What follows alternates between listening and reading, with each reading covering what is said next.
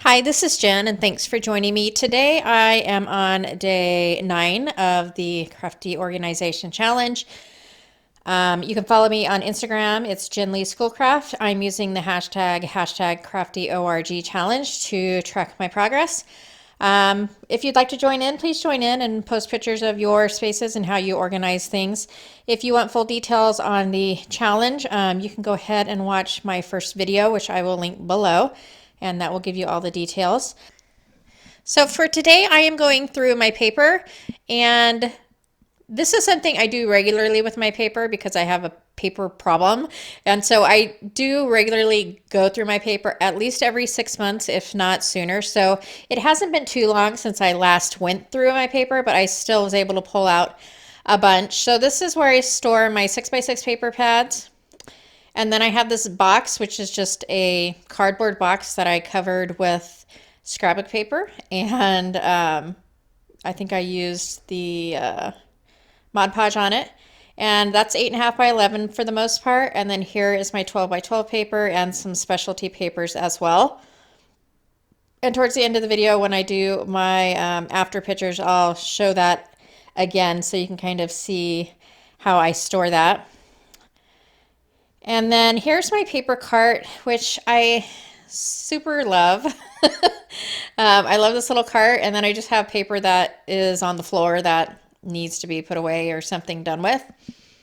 And so here's a close-up of my 6x6 area. The holders that I have my 6x6 paper in are actually two IKEA DVD holders. Unfortunately, they don't sell these anymore, but they are so great for this. So I just have them on there where they would attach to the wall, and all of my 6x6 papers in there. And so here is how I have my 12 by 12 loose paper organized. And I'd say probably about 98% of my loose paper is paper that I've gotten secondhand. And usually when people are getting rid of paper secondhand, it's not just like a little bit of paper. They're usually like cleaning out. And so that's how I obtained a lot of my paper. And I just have it organized by type, I guess, categories that I came up with. I have a little plastic divider in between like the cardstock, the heavier 12 by 12 and the thinner 12 by 12, just so I know which is which. And then the little dividers, all it is a piece of cardboard packing box. And I have a manila folder stapled to it that I've just written on whatever category it is.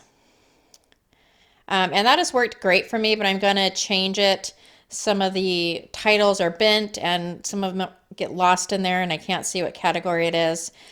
So I have them stored in different things, but basically they're boxes. And so these two boxes are just, I think they're diaper boxes that I've sprayed with spray adhesive and covered with fabric. So I didn't buy anything fancy, and I've had them stored like this for a very long time. And then underneath on wire kind of shelving, I have my 12 by 12 paper pad. So the unit that I have my paper on is actually something I made, and I just put wheels on it. So basically the wood is mostly a pallet that I've taken apart, and then the base that the three boxes are sitting on is a piece of plywood. So I basically cut the wood, put it together, attached the wheels, and it's my paper cart. I absolutely love it. I love being able to roll it out and then push it back in so it's not in the way, and it stores so much paper. It's ridiculous. So here's a picture of the cart pushed out, and then it will go back against the wall when I'm done. And so here are the after pictures. I didn't really keep track of how long this took me. Like I mentioned, I go through my paper a lot, and so it wasn't too difficult. I kind of have a system down.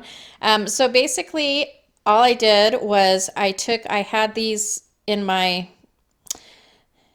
stash, I guess, these little plastic dividers that I got secondhand from somewhere. And I've left the cardboard pieces in there. I just took the manila folder off of them just so they're a little, because it's heavier than the plastic folder, so it just gives it a little more strength and stability for the paper. But I just took my label maker and labeled the file tabs. And then these are in pockets, plastic pockets. And those papers are paper pads that I didn't want the entire paper pad, but I didn't want to get rid of certain designs.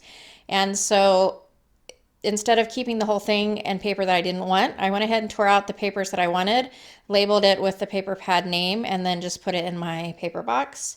I only did that with a few. The Amy Tangerine one, the binding had come off, and so that's why I put that in a plastic, not container, plastic sleeve, I guess. So here's all my 6x6 paper. I know it doesn't look any different, but I did get rid of some, trust me. So I have these organized pretty much by category: Christmas, Valentine's, birthday, floral. Let's see, what else do I have? And then if there's little scraps, all I do is flip the paper pad upside down so that they don't fall out. I find this is better for me than putting it in a plastic sleeve, just because it's already tight right there where I have them, and I think the plastic sleeves would create a little bit more bulk, and I probably wouldn't be able to fit everything in there. So I just think it's easiest for me just to put the scraps in and turn the paper pad upside down, and then I don't have to worry about it falling out. This paper right here is just some miscellaneous. I use it when I'm doing my dies, as far as cataloging my dies, and then for like projects with my kids.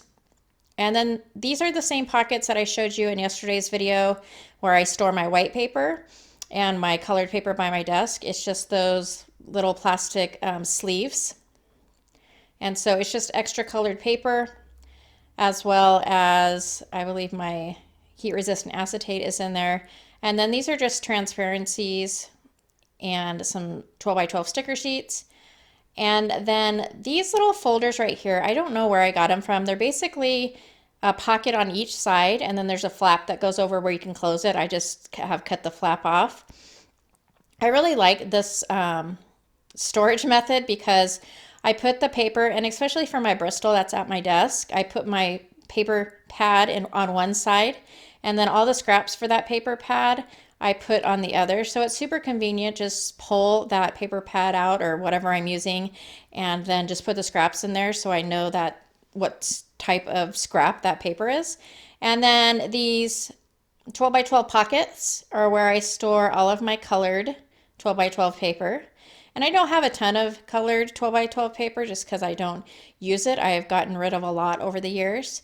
And then this is all stored in a container that I got from scrapbook.com. I have to see if I can find it if you're interested in that. And then for my paper pads with the cover that's not loose, they're just on the wire rack. I just take a Sharpie on the spine and write the name of the paper pad, and I think I know a lot of people do it this way as well. And then this is all the stuff that I tossed, so I will not be keeping this stack of paper. So here's just some close-ups of some of the categories and how I have that paper stored. Close-up of the paper pads. And then for the donate sell, I might sell the stack of paper just to recoup some cost that I'll be paying for shipping to send out the giveaway items. But sometimes it's hard to sell, it just depends. Sometimes during the year, craft stuff is easy to sell, sometimes it's not. So just see how that goes. And then for the giveaway for today, there is a stack of miscellaneous paper. Some of it is loose. And I believe that's a 12 by 12 paper pad that I cut down to 6 by 6.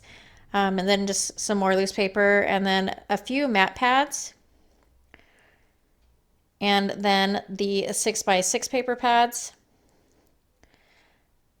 And one of them in this stack has not even been opened. The little sticky sides are still on. I couldn't get the entire paper pad open to show you. This one's a Heidi Swap. Valentine. And so this is the one that I haven't opened. A lot of times when I buy paper pad, it's because I'm at Tuesday morning, and so I have been trying not to go to Tuesday morning too much just because it's not good for my pocketbook, and I buy stuff that I don't really need just because it's cheap. So I haven't been there for a while. So the giveaway for week 2 is the same as the first week. Please follow my channel, leave a comment below, and please follow me on Instagram at Jen Lee Schoolcraft. If you would like to enter through YouTube into the giveaway, you will need to click on the Google Doc below. That will be your entry, and then also that has the details of the giveaway and how it's run. So that is it for me for day 8. I do not know if I will be posting a video for day 9, but I will for day 10, only because I'm going to be starting on my dies tomorrow, and I've allowed myself 2 days to do that just because it is a little bit of a bigger project. I have them organized the way I want them organized. There's a lot of little things to do, like I'm going to go through and destash them, of course, and then the system that I'm using or that I have been putting into place is not totally complete for all of my dies, so I have that to do. So I'm going to give myself 2 days, so I probably will not post a video tomorrow. I will, however, post on Instagram, probably a before picture at least, or a progress picture or something like that. So if you're interested in that, you can catch me on Instagram.